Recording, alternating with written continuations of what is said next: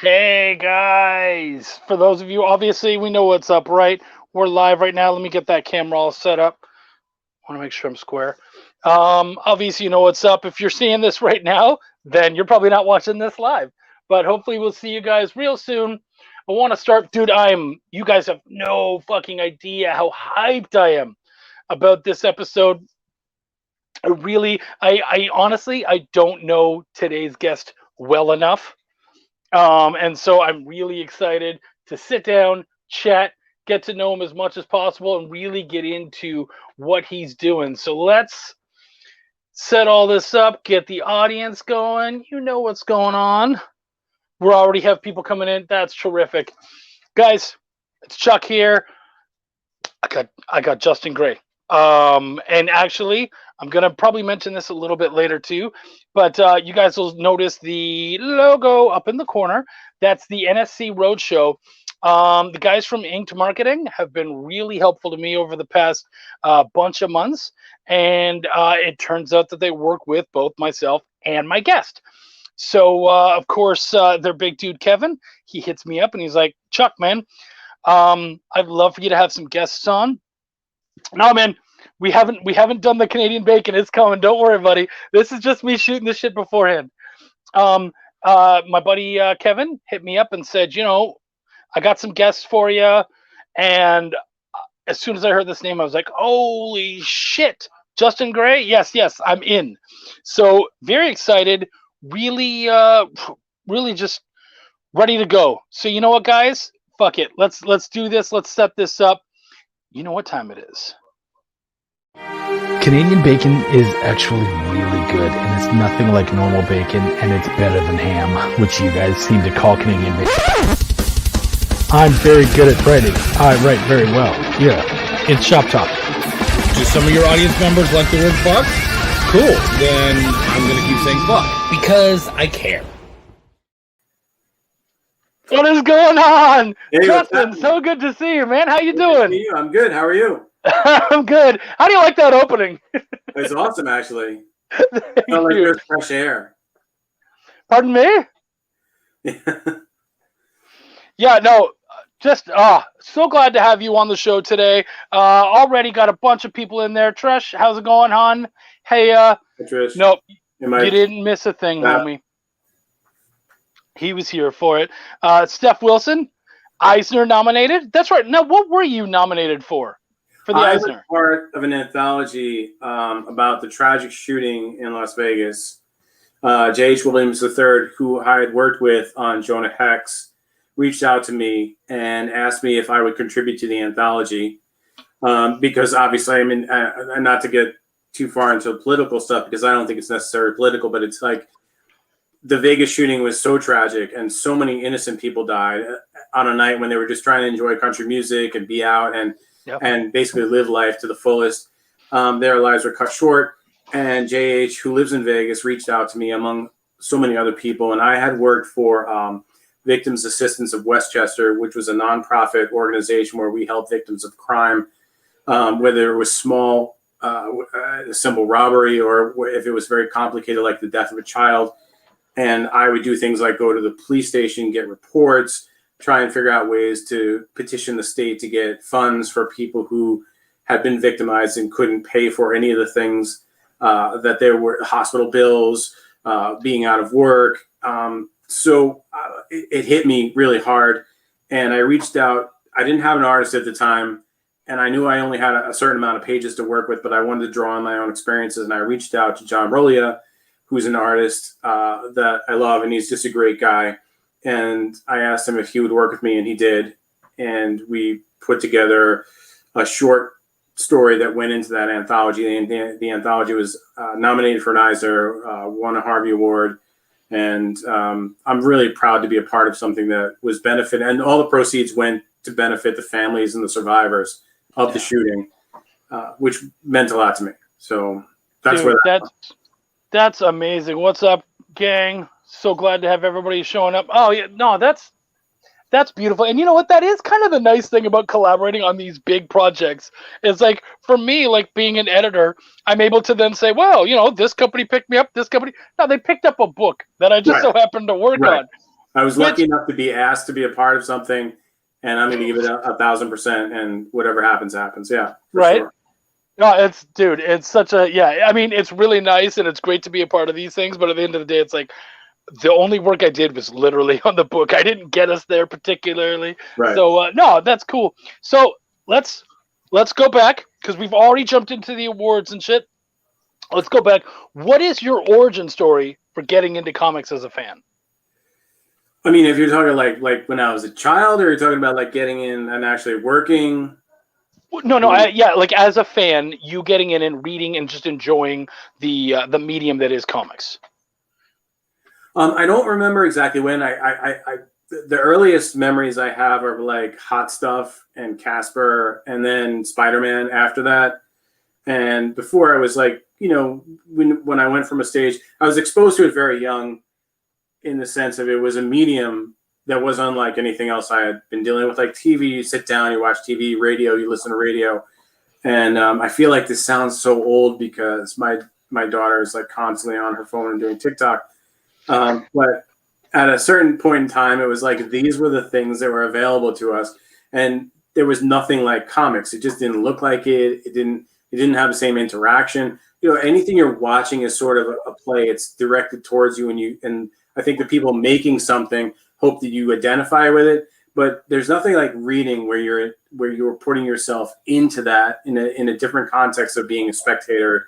You're a participant. And I remember with comics, I always felt like a participant. I always felt like just beyond these colorful dots or these pages and these panels, there was a place that I could go and I would be a part of that. And that's what early on it was obviously Spider-Man when you're a kid, and I didn't have the greatest childhood. So obviously I gravitated towards things like Spider-Man, Peter Parker, X-Men, being an outcast, feeling like you should be special, but you're not. And that's where all that sort of came from. And it was so accessible. I could find it anywhere, and it was cheap and easy to get into, but the writing and everything, the artwork and everything really stood out to me. And that carried over throughout my entire life, which I don't know how many people can say that. I mean, I don't know how many mediums that you enjoy that say, I've grown with it, I've seen it differently. I mean, you can talk about how TV has matured and shows have grown up with you, but you haven't really seen, like, television is basically television. It's still being broadcast to you. Theater is still theater. Film is still film. Yeah. But there's something about comics that it's a tactile thing. You're holding it instead of it just being something you're presented with. So I think and to play off what you're saying, I think that what's really cool about comics is that, like, when you're watching a show, you're watching it and it's at its speed. Same with movies. Yes. Same with even on the same level, books are kind of the same thing too. Like, certainly you can go back, but really the pace is kind of already picked up for you. But in comics, you can certainly stop at any point and really take in the details and all that kind of stuff in a way that is not possible in any of the other mediums. So yeah, I absolutely agree with you. Weird. Like, you wouldn't just sit down. Like, I mean, I can imagine you can pause something and stare at it, but it's still not the same. I don't even know how to articulate the difference between pausing something to look at it and stopping your brain to look at it. And that's kind of crazy to me, but I enjoy it very much. Steph, it's my good buddy Steph, who is an artist, is getting on my ass because apparently I have a lot of writers. Well, as a writer editor, that's what I do. Right. Next week, not a writer, so don't worry. You'll be happy. Get over your shit. But you know what? I have to say, what's really cool about being able to interview you and someone of your caliber is that I got to go and research, and I was like, oh, this fucking dude, he's got a Wikipedia page. Like, that's awesome. So I have to say, upon scrolling through your Wikipedia page, first off, for being 121 years old, you look fucking good, my friend. I really did that, but I have fully embraced it.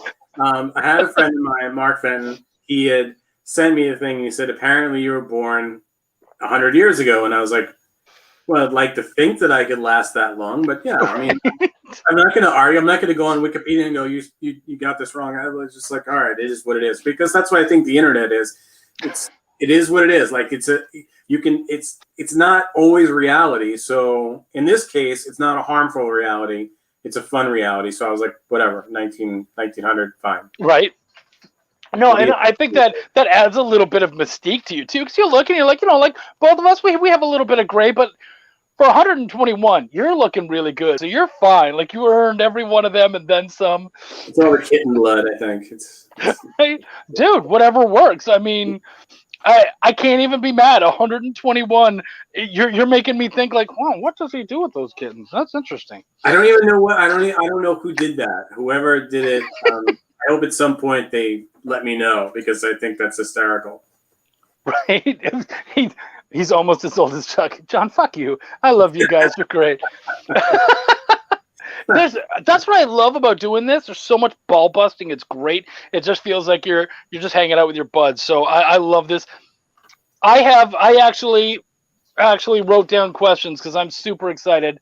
Like I said, to chat and get everything we can out of this. So first off, how did you break in? What's your break-in story? All right. For me, I feel like it's funny, but I was working in a restaurant in White Plains, New York, which is in Westchester County, and for the longest time, I'd wanted to get into comics. I think it was probably in my preteens that I was. I mean, the whole time, like I don't think there's anybody who loves comics that at one point didn't want to work in comics. So I had done everything ridiculous I could do for a long period of time. Some of the stories are that I remember Jim Shooter was going to come. I was living in Seattle. Jim Shooter was going to come to Seattle. I understood that Jim Shooter was a big basketball fan. So I got the now defunct Seattle Supersonics tickets. The basketball team doesn't exist anymore. And I had gotten tickets through a restaurant that I worked for because it was kind of like it was a benefit of working there. And you could only get one set of tickets per season. And I reached out to him and I said, listen, to his people, because you don't really reach out to anyone even back then. And I said, listen, I want to take you to you're going to be in Seattle for Emerald Con. I'll take you to the Sonics game. And of course he declined because, I mean, it's crazy. Like you don't do that stuff. It's like strangers saying, oh, let's invite you to a basketball game. So there's like, I was constantly doing crazy shit like that. And I had moved back from Seattle to Colorado and then to New York, actually to Boston. And I hit Boston on a couple of bad rainy days. And I was like, what's the difference? I had already lived in New York. So I just go back to New York instead of living in Boston. And I worked in a bunch of restaurants. What's up, Jack? And I essentially started picking away at trying to find ways to get into comics. And I saw Jimmy Palmiotti and Joe Quesada and Event Comics, whom I had already had a fan-based knowledge of. But the internet came along, and all of a sudden you had access to people in ways you never had access to them before. And so I'd reach out to them on the internet, which was dial-up, which is really exciting. And then, I would pitch stuff to them, and I would, I'd be the hungry fan before it was. It was weird then, but it wasn't as weird as it got at a certain point. And I got a lot of responses. They were talking to me. We were having conversations. I even went down to the city and met with them, with Joe and Jimmy and a couple other people, and Nelson DeCastro. And one day, I had been so sick of my restaurant job. It was the kind of job where I would take off for 4th of July, and the sous chef would not show up, and I would have to, after I had organized a party, go and work the 4th of July, and everyone would have to deal with it. And I finally said, fuck it, I'm going to go to Wizard World in Chicago. I'm not working this weekend, the whole weekend. I got in my truck, which was a 1985 Dodge Prospector that I had picked up in Colorado. And I drove from New York to Chicago. I had no hotel room, so I found any hotel room, and it was not in the nicest neighborhood. And I broke out a phone book, which now is an ancient ritual. And I started calling every hotel around the convention center until I found the hotel room that Joe Quesada was in. And I called up and I said, hey, I'm here. We've been talking online. I'm in Chicago. Can I hang out with you guys? And he said, yeah, come to the Blade party. And this was the Wesley Snipes' first Blade movie. And it was in downtown Chicago. And I went to that and hung out. And about a month later, I was interning in Manhattan at Marvel Knights, at the top of Marvel, at a very interesting time to be working at Marvel. And that was Inhumans, that was Kevin Smith's Daredevil. Yep. It was Priest's Black Panther, which we've all these things have since become legendary.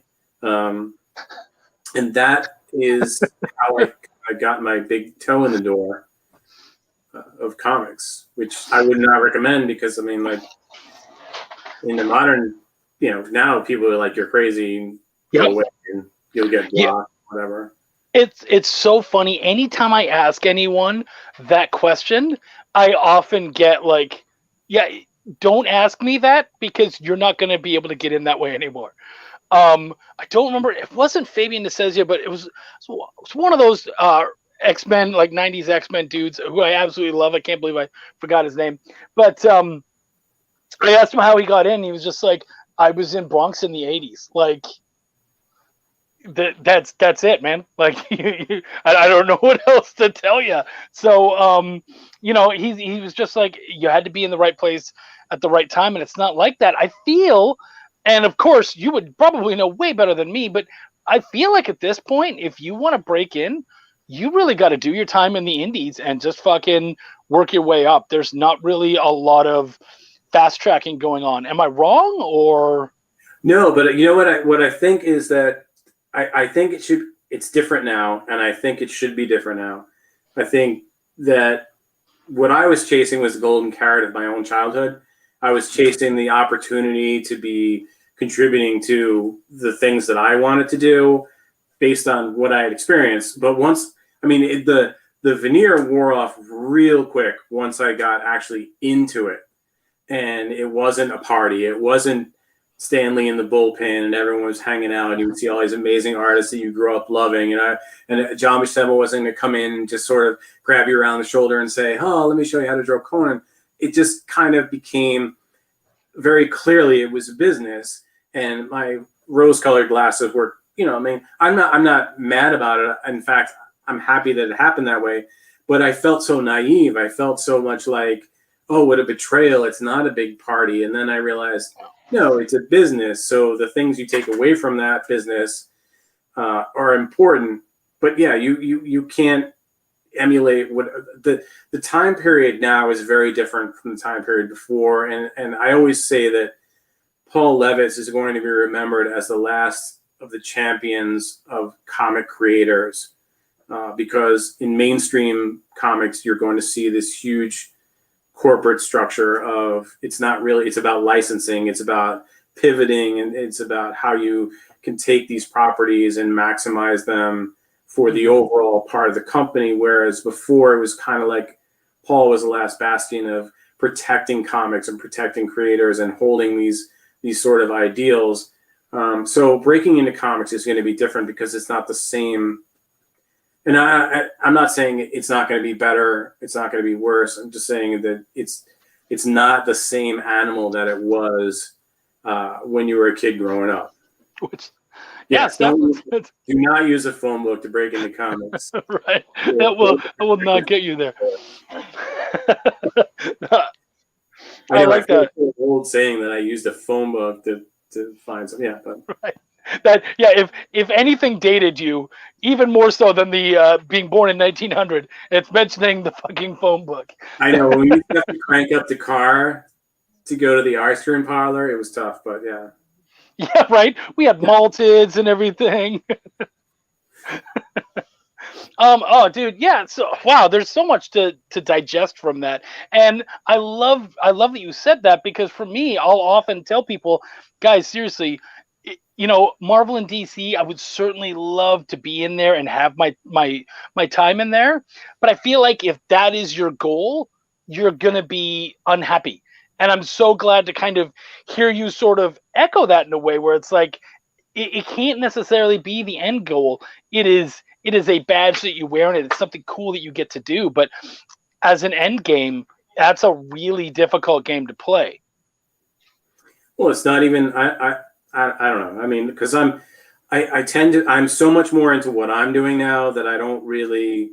I used to worry about all this stuff. I used to worry about like how I can what's trending and how I can do the next thing, or what's my angle on how to make, because that's what it really is. It becomes what's your take on this character that's fresh, and how do we market that and how we do that. And it sort of, to me, it started to lose that feeling of organic excitement of what I loved about those characters. And it doesn't mean they're not great. I mean, there's definitely comics now, especially things like the Hulk, where it's brilliant and I love it, but it's not necessarily what I want to do. And I realized quickly, I went backwards to the whole thing. I somehow managed to stumble into mainstream comics, but fell in love with doing stuff my own way and love indie comics for a completely different reason. Well, and that brings us to what you're doing kind of here, so to speak, with you've got Spicy Pulp #5. Right. Congratulations, you're fully funded. You're at like 200% funded, so that's amazing. I gotta tell you, man, I went to read it and it was no longer in the Dropbox, and I was like, oh, okay, well, but by the time I get it, I won't have time anyway. So I perused everything I could. I checked everything out. Gotta say, I really like the look of it. Your artists, they have a real like Milo Manera kind of feel to it. Yeah. Well, that's part of one of the things of working in comics for so long, which really wasn't that long. It was like 15 years. But I always felt like you put the right teams together with the right look and the right aesthetic and the right writing to make the best product. You don't just throw two names together and go make magic. So when I think of certain kinds of stories, or I want to do a certain story, I look for someone who aesthetically has the same sort of vibe to what I'm thinking about.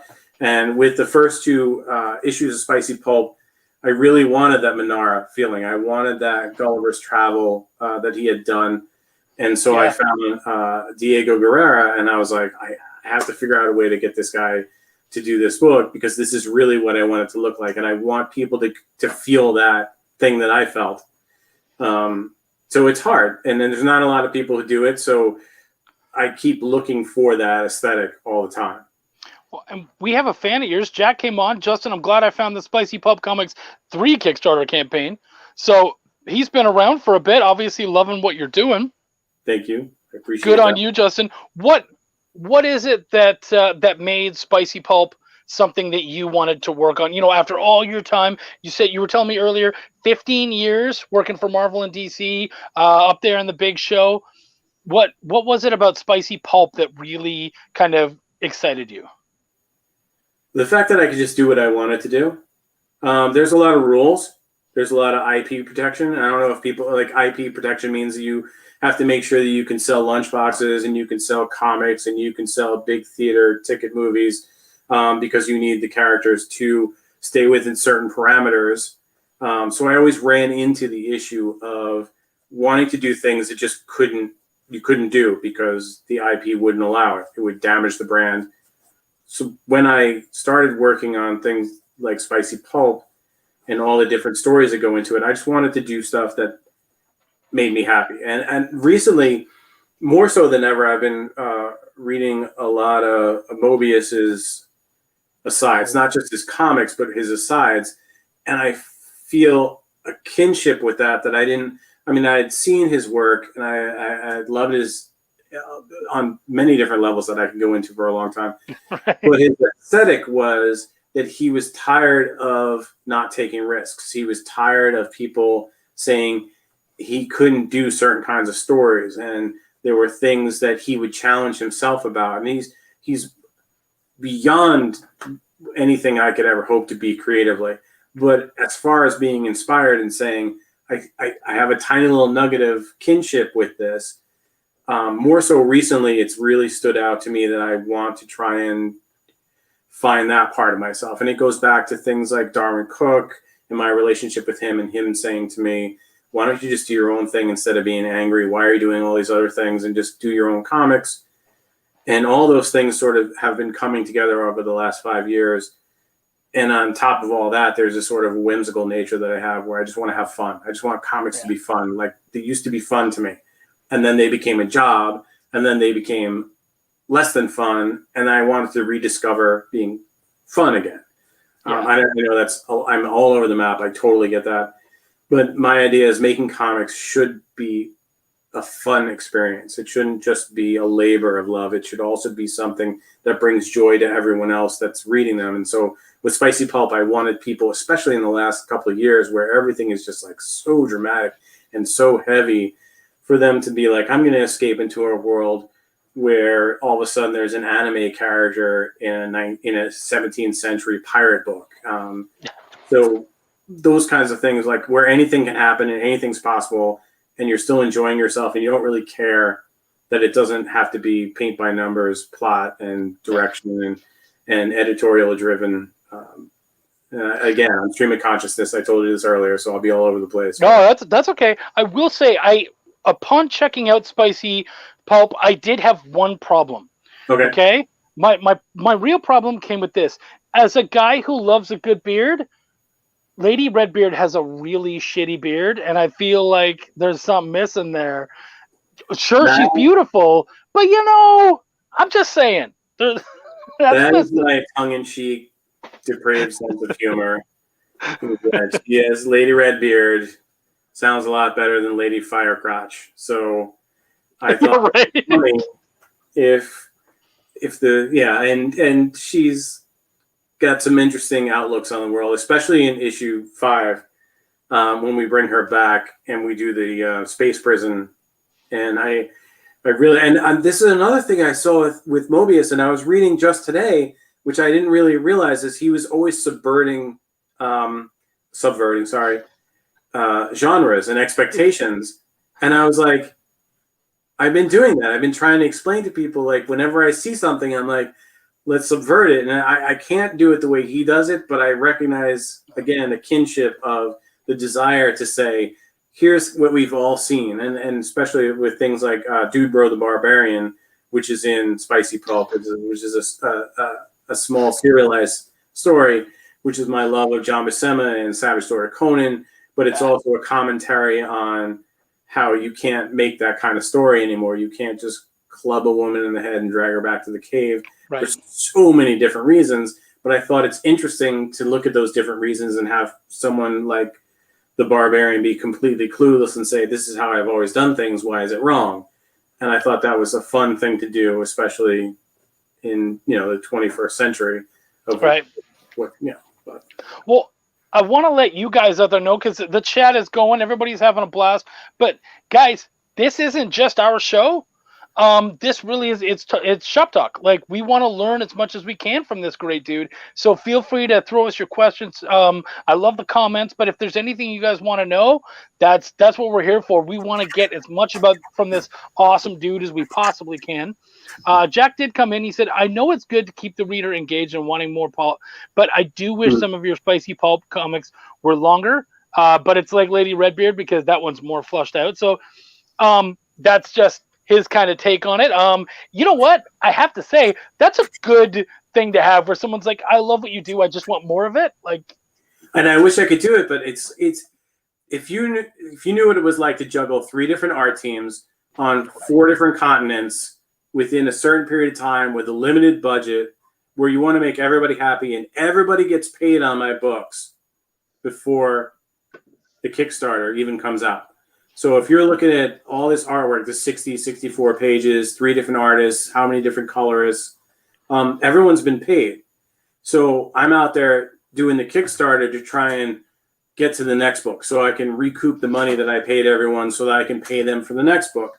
And I would love to do a 120-page graphic novel every month if I could. I definitely have enough material for it, but I just can't. So I have to bide my time, and I have to pick and choose the stories and the lengths. And I thought it was fair to say, if you're going to get a 60-plus page book, and half of the book is going to be 2-part complete story, which you don't get. You get, 6 months of 22 pages, which might be one complete chapter of a 10, 12-month story.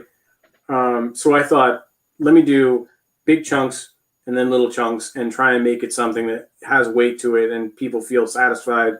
I mean, I wish we could do these giant comics every month over and over again, but I totally feel you there. Sam, I think I know the answer to this question, but I'm gonna ask anyways. Sam's been having a hard time keeping their artists interested. He's had a lot of flaky artists. So his question is, how do you keep artists on board?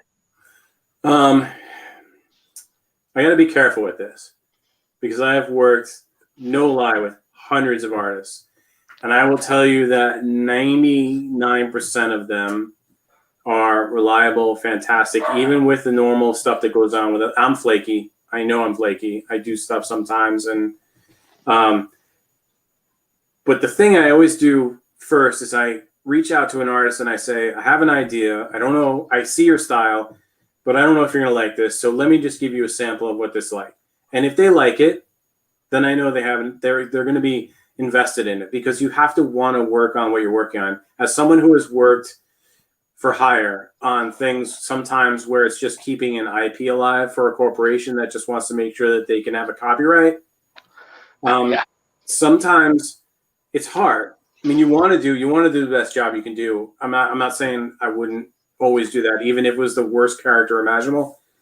But the engaged artist, the artist who says, no one's ever let me do this before, or you mean I can just do whatever I want to do and not have to worry about 10 layers of editorial or 10 layers of approvals and all that stuff. I try and find people who appreciate that. And I have also met people who are established professionals who still kind of wander off the reservation, and regardless of how much they like it, they disappear. So to keep people engaged, I want them to want to do it. And if they don't want to do it, it's fine. Yeah. Like, I have no problem with that. Like, if I can't pay you page rate, if I can't afford it for whatever project I'm doing, I'll tell you right away, I can't do it. But we can negotiate things.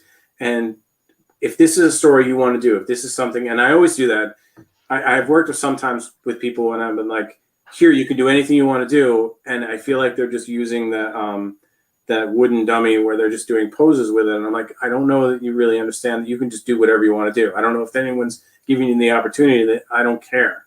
Yeah. That if it's too crazy, it's not going to get thrown in the garbage or told you can't do it. So for me, it's making them feel like they can do whatever they want to do if they like the project. And if not, they don't have to do it. Yeah. That makes any sense.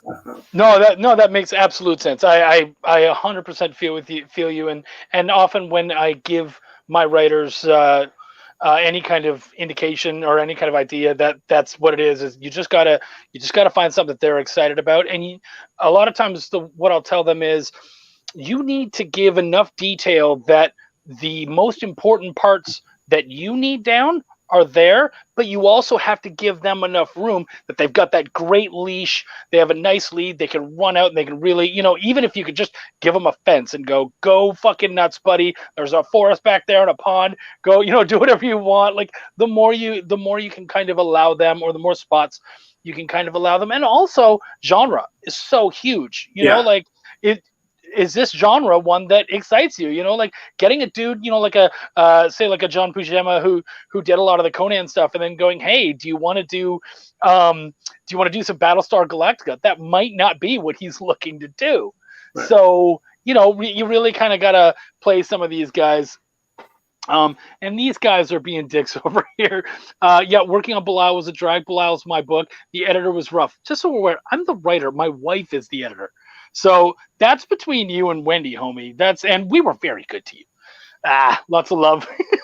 Okay, so here's one that I really wanted to throw. Actually, we'll give that one a second because we're in here right now. Do you have a favorite genre that you like to write in? No, just. And I've been asked this a lot since I've been on the road show. Thank you, Kevin. Is that people always, and my whole life favorites. I mean, I can't have a favorite because there's so many different things I like. And that's why I write so many different things. I want to write serious stuff. I want to write fun stuff. I want to write kid stuff.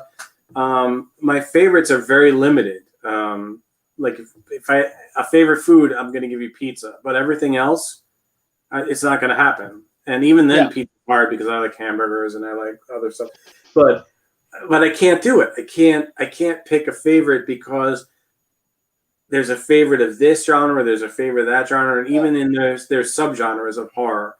You know, I might love John Carpenter, I might love Clive Barker, I might love Stephen King, but there's always going to be something that comes along like It Follows, and I'm like, oh, I love that, and just I can't do it. I can't just, and I mean, it's that ZZ Top thing where it's like every song sounds the same for 12 albums. I can't do it. Yeah. So I always want to do something different.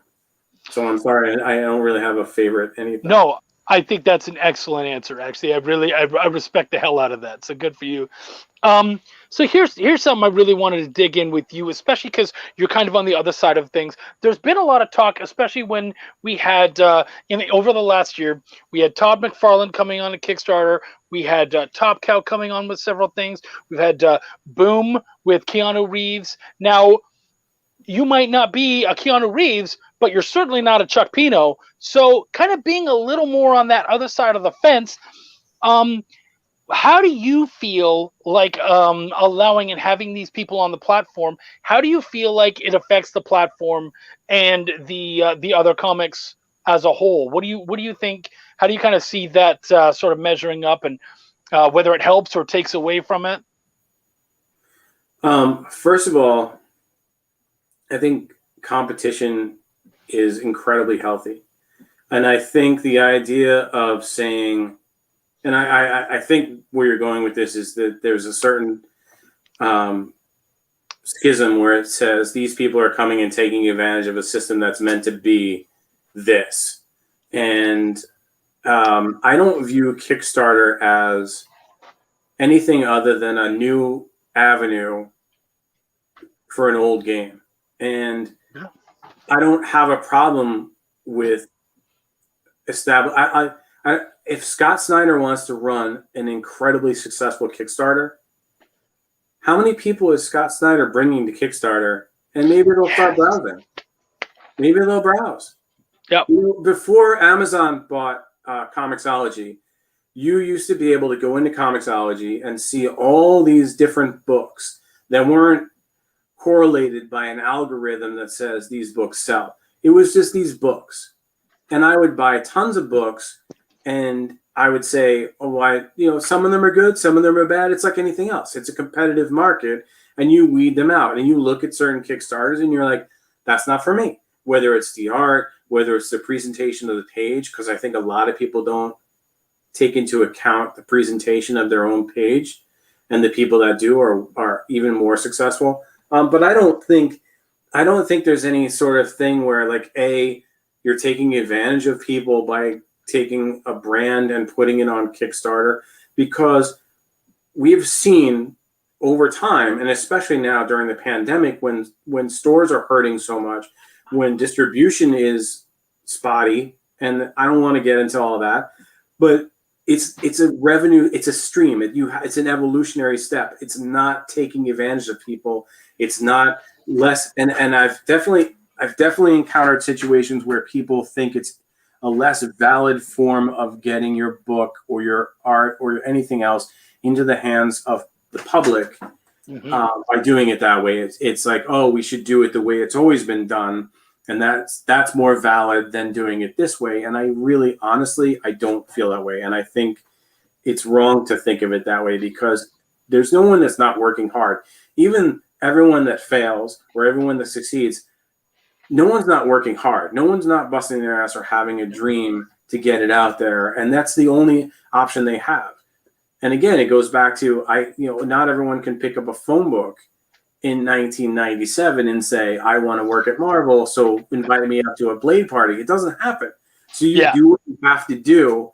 And then once you get there, how long do you stay there? And what do you do to stay there is the difference. If you build an audience, like I care more about the Kickstarter audience than I ever had an opportunity to care about when I worked at Marvel, DC, IDW, Dark Horse, because it's directly between me and them. And I understand that hurts shops, and I don't want that to be the case, but that's how it is for me, because that's the only way I can get my product, my vision, my dream. And not only that, I'm hiring all these artists from all over the world and paying them so they can do their dream. And so everyone that backs me on Kickstarter is a chain, a food chain of all those dreams coming together. And I don't see that as anything other than legitimate. Well, and I don't know if you've. First off, I applaud you because I feel very much the same way. So I'm so glad that you and I are very much on the same boat where that's concerned. And I have some stories where that happens too.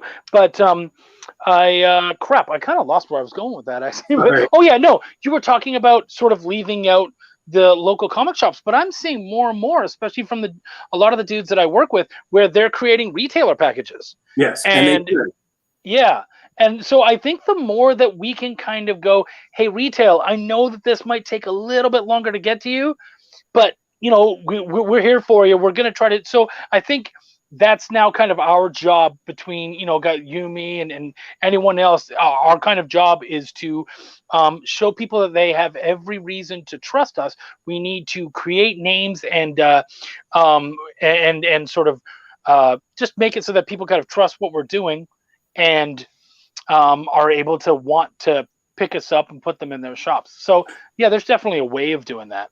But there's a thing there that's not being that we're not talking about, and it's hard because the printing of it and the printing and the distribution is so much more expensive, and I don't know that everyone understands that. I know that certainly there are people who don't understand that, and you can't get a price point on a mass printing.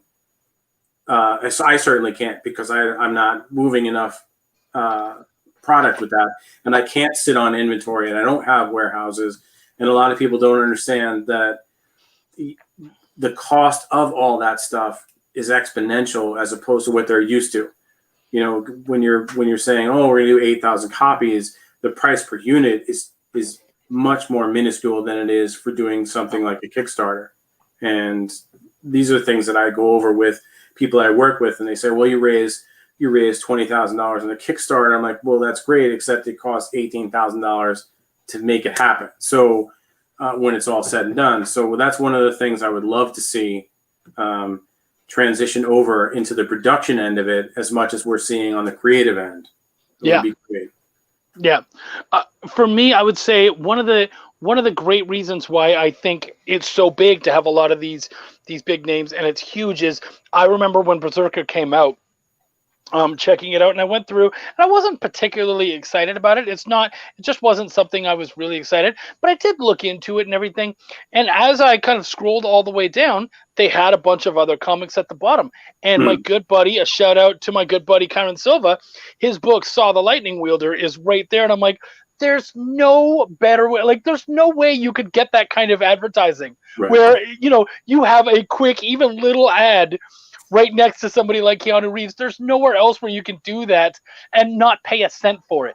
So yeah, like I 100% feel you there. I think it's so good for all of us, and I think people need to kind of get out of that this is the way it was thing and go, look, man, the future is different. We need to try to find our way to pave towards whatever makes it a little less bleak. So yeah, I 100% feel you. Oh, excuse me. So I want to get into your process a little bit as we're starting to kind of wind us down towards the end of the hour. Let's go into, so when you go from idea to finished script that gets sent off, what does that look like for you, that process? It's different now than it ever has been before, because previously when it was idea to script and it was sent off, I wouldn't see it until it showed up in comp boxes, with a few exceptions. And now it's concept, writing it, finding the right artist, managing it's not even managing, it's just making sure that I'm working with someone who's going to, like I said earlier, be into the project, deliver the pages within a certain period of time, go through that process, then find a colorist, then have the pages colored, then have the lettering done, then and this is just one section of whatever. So there's 3 teams in Spicy Pulp. So it's each of those segments that I pull together, and then I make sure that and then I compose the book and I put it together for pre-press. Then I talk to the printer and I go through the process of making sure that it's all right to get printed.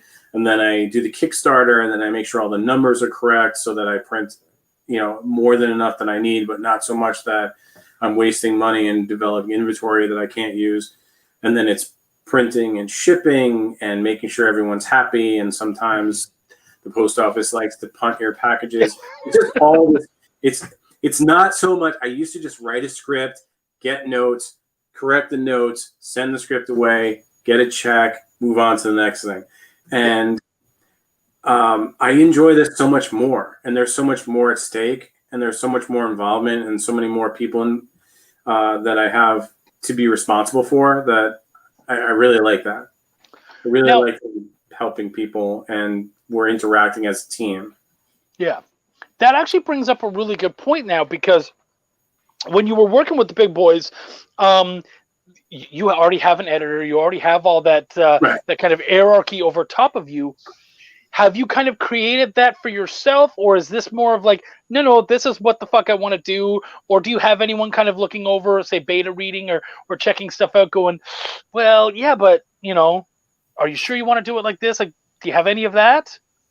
I do and I don't. I have a really tight group of people who I trust their opinions, because they don't have any, there's no skin in the game other than just kind of like, they'll show me something, I'll show them something. And I try and be as objective as possible and say, and it's just an opinion. But it's nice to have that sort of, I go back to when I would try and do things and I would get constantly shut down over and over again. Every time there was an idea, it would get shut down. And then like 10 years later, everyone's running with those ideas and like, oh, look how fresh this is. And this is where we're going with the character. And look, there's this character has a daughter, or now there's Amazons in here, and there's this. And I was like, we were asking you to do that, but at the time it doesn't work. And that got really frustrating to me because, again, comics to me are supposed to be fun. They're supposed to be about doing anything, and anything goes. So when that continuously became a thing, I felt more and more like I really wanted to get out and do whatever. And if I fail, I fail, but I fail on my own merit. I don't fail on a publishing plan. I don't fail on someone else's case. I don't fail on an interpretation of market by analytics. I fail because it's just not what people want, or it's not good enough. And I'd rather not be good enough than fail for something I never really got even to try. So that's part of what everything I've been doing for the last 5 years is just putting it out there and seeing if it'll, if it fails or if it succeeds. Well, and I'm sure it helps. You've been in the business for quite, for a good chunk of your life now. You have a good idea of how a story works and all that kind of stuff. So it's a little easier to just be like, no, I feel really confident in this, or even years. It's not like I don't like wake up in the middle of the night going, what am I doing? Like there's definitely a crazy factor involved, which I tell people all the time, like, well, how do you do this? And how do you do? I'm like, at some point you just got to hold your breath and jump, and whatever happens, happens. And then you learn from it and you go, I won't ever do that again, or I will do it again. I don't know. Yeah. Right. Are there any specific programs that you use as far as comic creation or staying in touch with your teams and all that kind of stuff? No, I use Word to write the scripts. I use all the Adobe products to do production, color correction, and I just use social media or email to talk to everyone. I deal with my team teams, the people that I work with. I'm lucky enough to work with them, are all over the planet. They're not all just in the States. And they're in Indonesia, they're in Serbia, they're in Italy, they're everywhere. And that's another thing I really love about it, is that it's just a global community of people who love comics for loving comics, rather than I don't even know how to explain it, but that's what I really like. So there's no real program other than just using the tools that we have. I tried to use Cintiq, and I have to address the fact that I'm just not going to have the talent in certain areas that I desperately want to have.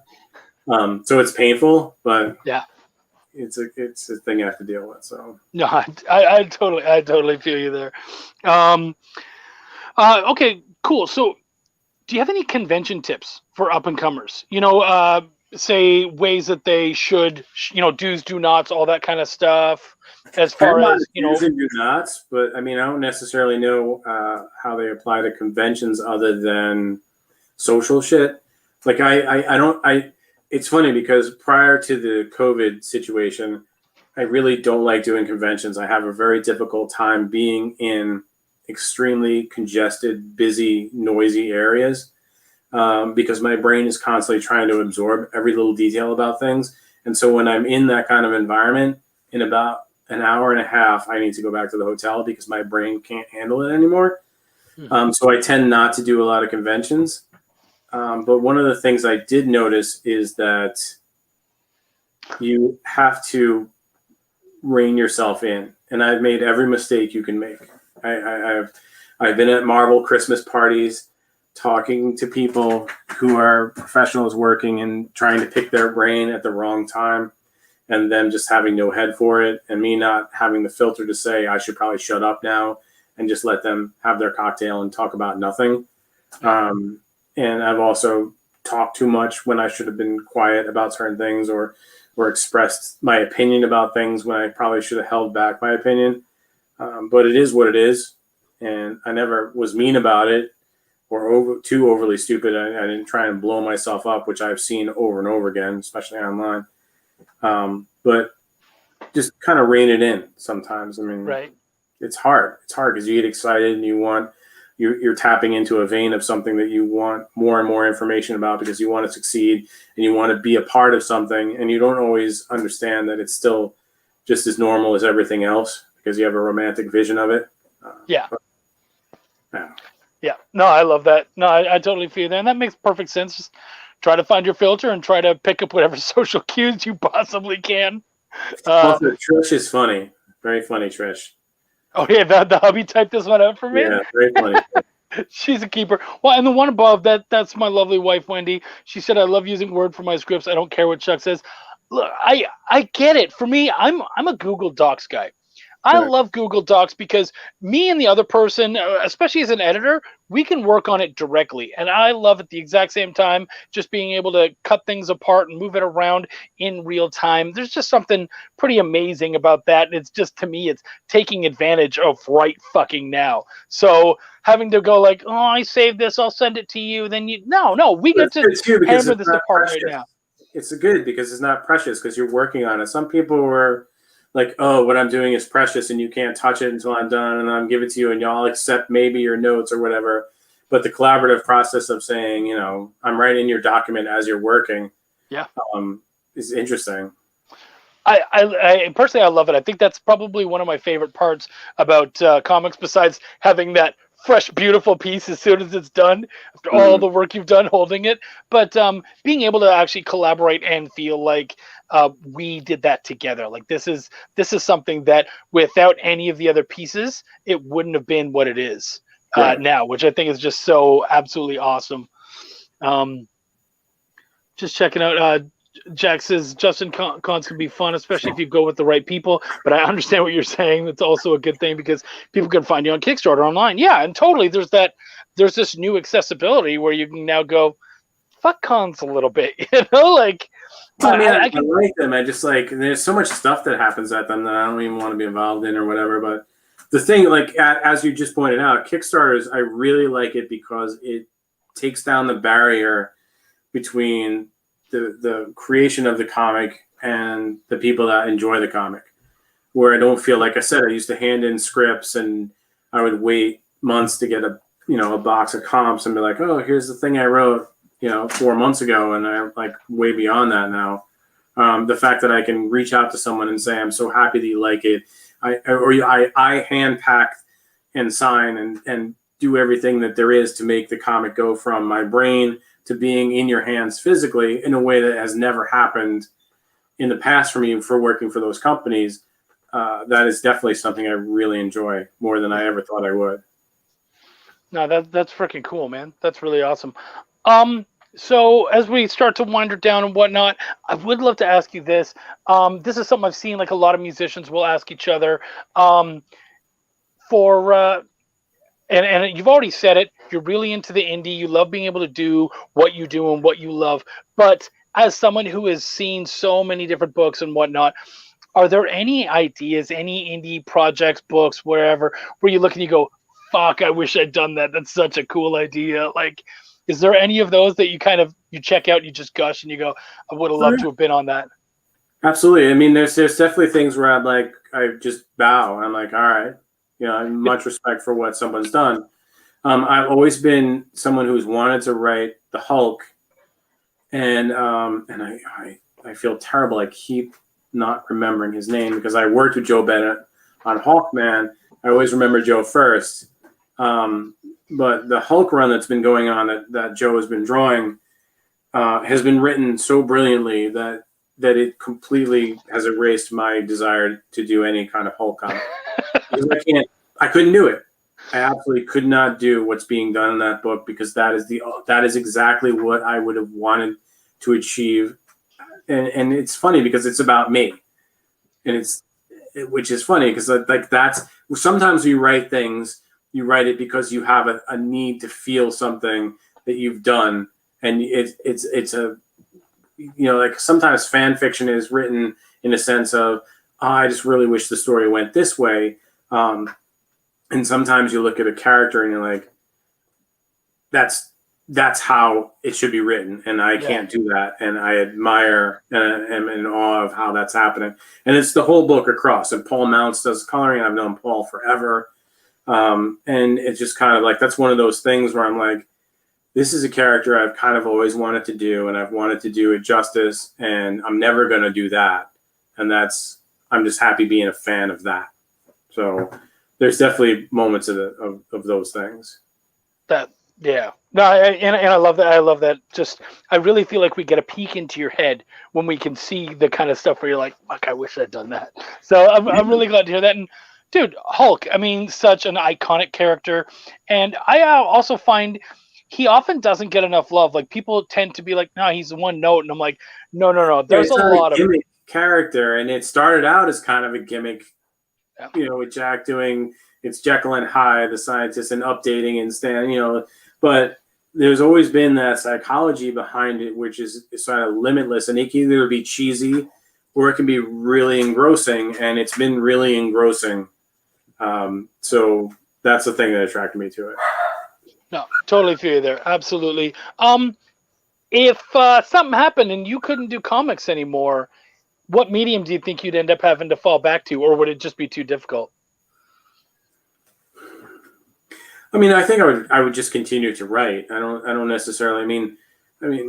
I love comics because of the collaboration of it. I would be disappointed that I couldn't work with other people, and I love the meshing of talents. I love when I'm working with an artist and they not only get it, but I get that they're going to do their own thing with it, and it's even better.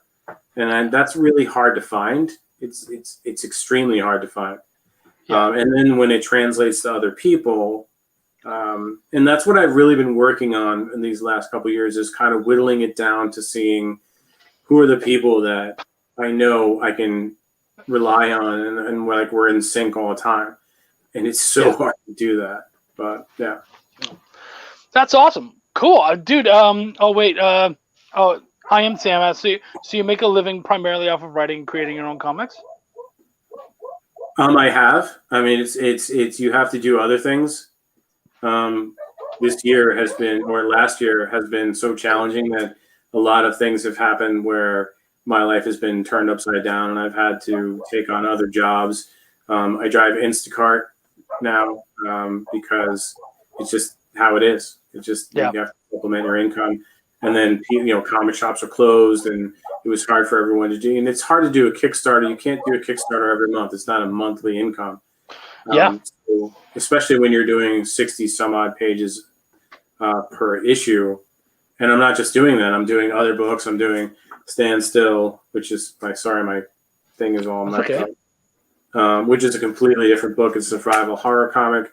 I have another Kickstarter coming in April. So I'm just constantly just grinding. That's done. And dude, isn't that just the way of it? Like just keep going at it. which I'm fine with. I actually like grinding. I've noticed that No. that's just something I want to do. No, good for you. That's absolutely awesome. So as we start to close it down, why don't you give us that big old pitch, the big push for why people should be jumping on Spicy Pulp number 5 right now? Well, first of all, it's 5, and there's 60 some odd pages a piece. So you have tons of comics. There's 2 trades, and trade 1 has a complete story of Lady Redbeard. The second trade is a complete story of a character called the Road Witch, which is inspired by, I don't know, the tragic of how many times you've driven by on a highway and seen a cross and flowers on the side of the road, where someone has had an accident and passed and their family is memorializing that spot. And I always thought it would be interesting if there was a supernatural bent on that, where people would go to that spot and they could summon this witch who would be beholden to them to do one thing. It's sort of like a genie, but it's only one wish. And it's sort of the Ghost Rider exacting vengeance thing. So they would summon the Road Witch and she would have to do their bidding for whatever it was. So I've always found that interesting. And the stories about these books are limitless possibilities. Lady Redbeard takes place in the Bermuda Triangle, which exists between time, space, reality. So any kind of story can be told there. The Road Witch is over 300 years old, so I can tell any kind of timeline story with her. And they are fun escapist comics. They're not trying to win Eisners. They're not trying to blow your mind and reinvent the medium. They are just fun escapist, sexy comics. There's science fiction, there's fantasy, there's sword and sorcery. There's all these things that I loved as a kid, reading heavy metal and Metal Hurlant and European comics and sexy comics that were, as you mentioned earlier. Oh my God, you got me.